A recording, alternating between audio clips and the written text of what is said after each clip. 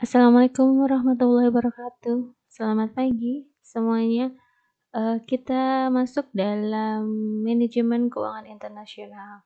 Sebenarnya dalam mata kuliah ini juga hampir sama dengan ekonomi internasional di semester kemarin ya. Untuk bahasan kali ini di bab 1 manajemen keuangan internasional ada sedikit menyinggung tentang definisi dari manajemen keuangan internasional ya.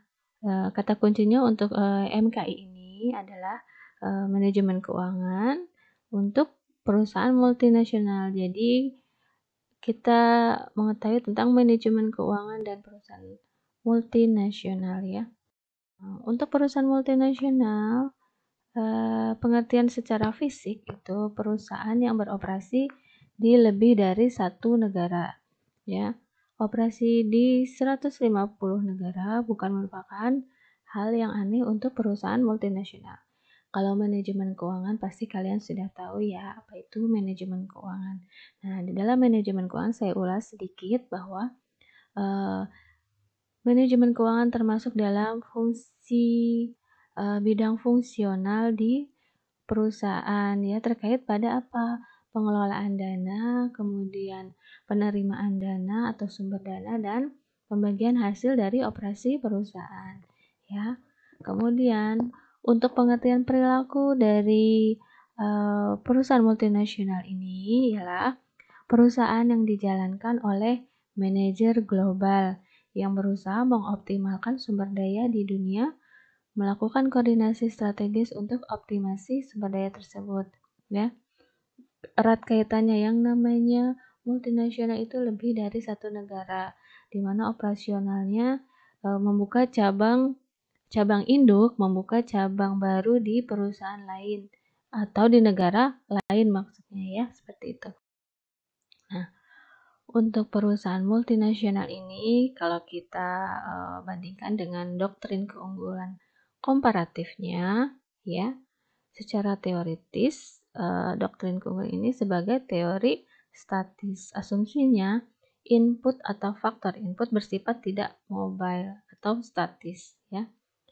Kemudian perusahaan multinasional ini menyalahi doktrin keunggulan komparatif. Karena apa? Karena sumber daya saat ini sangat mobile ya.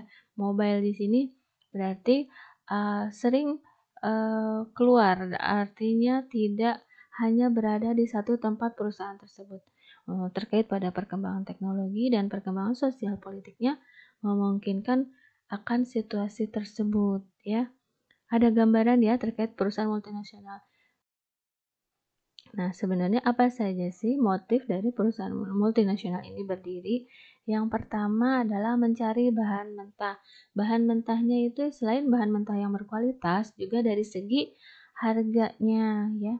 Bahan mentah yang dicari di negara lain biasanya untuk perusahaan multinasional ini mencari negaranya itu adalah negara yang sedang berkembang. Kemudian mencari pasarnya itu dilihat apakah terdapat pesaing pasar di negara tersebut. Kalau misalkan sudah disurvei, kemudian ternyata pasarnya masih sedikit, itu pasti menjadi peluang untuk perusahaan multinasional membuka cabangnya di negara tersebut.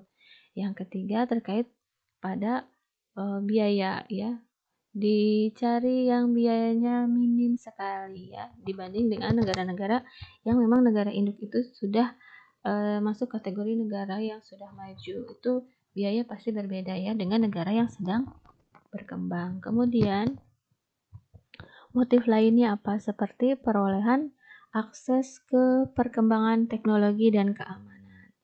Biasanya ya, motif ini saling melengkapi terkait pada akses perkembangan teknologi dan keamanannya. Kemudian kita bisa menggambarkan adanya evolusi perusahaan multinasional. Yang pertama apa? Terkait pada ekspornya ya, mengidentifikasi kesempatan pasar dan menjual di luar negeri. Kemudian apa lagi selanjutnya? Jika telah mengenal lebih baik beroperasi di luar negeri, itu pasti akan ada timbul keinginan untuk membuka di cabangnya di luar negeri yang tadi disebutkan, yaitu negara yang sedang berkembang adalah sasaran untuk perusahaan multinasional membuka cabangnya, ya. Terkait pada isunya mendirikan pabrik dan melihat pembelinya, daya tarik untuk pembelinya, untuk keinginannya pasti peluangnya besar, dan terkait pada lisensinya. Nah, ini untuk manajemen keuangannya. Yang pertama tadi, pasti perusahaan multinasional ini ingin menambahkan tingkat profitabilitasnya dengan apa? Dengan memaksimumkan tingkat profit atau keuntungan. Secara otomatis pasti akan memaksimumkan juga kekayaan bagi pemegang saham. Kemudian dalam keputusan investasi seperti apa? Berarti dengan membuka cabang itu memperluas dari investasi perusahaan tersebut, dan secara pendanaannya juga lebih mudah dikontrol. Kemudian, nah di sini secara untuk keputusan investasinya itu ada keputusan investasi yang jangka panjang dan jangka pendek. Terkait pendanaannya pun sama, ada keputusan untuk pendanaan jangka pendek dan jangka panjang, ya. Kalau yang keputusan investasinya ini berharap dari tingkat keuntungannya tinggi, kemudian resikonya juga bisa dikendalikan. Nah, untuk pendanaan itu pasti ingin biaya yang lebih rendah modalnya, kemudian resiko dan fleksibilitasnya juga dapat dikendalikan. Ini yang merupakan tujuan normatif manajemen keuangan, yaitu memaksimumkan kekayaan para pemegang saham. Untuk konsep dan teori keuangan, ya, terkait arbitrase, di mana adanya kondisi ketidakseimbangan memunculkan kesempatan arbitrase, yaitu keuntungan dengan resiko dan modalnya itu nol. Kemudian terkait pada penilaian asetnya bagaimana? Dari harga sekuritasnya, ditentukan risikonya, kemudian hubungan positif trade-off-nya itu resiko dengan tingkat keuntungan, ya. Kemudian dari efisiensi pasarnya bagaimana? Nah, dari efisiensi pasarnya ini, harga juga mencerminkan semua informasi yang relevan, gitu. Kemudian ada juga terkait pada sistem keuangan di perusahaan multinasional, di mana kalau kita bandingkan antara perusahaan multinasional dan perusahaan domestik, itu transaksi antar negara dalam jumlah besar, risiko yang berkaitan dengan investasi ke luar negeri, kemudian pemilikan aset yang besar terhadap sumber daya di dunia, ya. Dengan cara apa? Cara transfer dan fleksibilitas dari segi waktunya. Nah, perusahaan MNC ini memungkinkan memperoleh nilai tambah lebih, memanfaatkan jaringan pasar keuangan internasional, ya. Bedakan dengan perusahaan domestik, itu pasti lingkupannya memang hanya di intern dalam negeri saja. Nah, untuk yang cara transfernya, dalam perusahaan multinasional ini bisa melakukan transfer dana melalui berbagai cara, sehingga bisa memilih metode yang paling optimal atau menguntungkan, ya. Contohnya bisa dengan apa aja? Ya, ada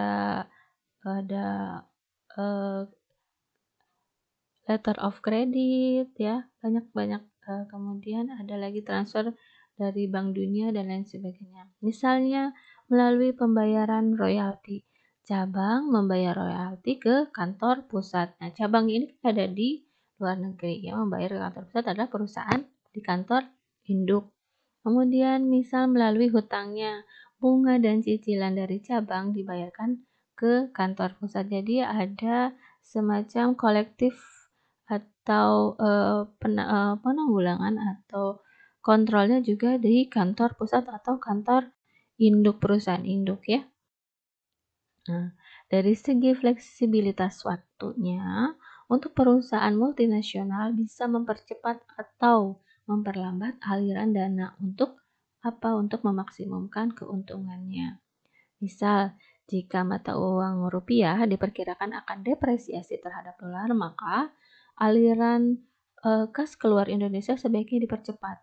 Untuk aliran kas masuk ke Indonesia sebaiknya lambat. Itu adalah sistem ya, untuk menyesuaikan dari kondisi. Kemudian jika rupiah akan depresiasi, aset di cabang Indonesia diperkecil dan hutang diperbesar. Ya. Kemudian ini merupakan bagan yang sederhana terkait pada siklusnya pasar keuangan internasional, di mana kita bisa melihat dari cara transfernya yang beragam, kemudian ada juga dari segi waktu transfernya juga bisa diatur, bisa dipercepat ataupun diperlambat sesuai dengan kebutuhan perusahaan multinasional yang bergerak di pasar keuangan internasional.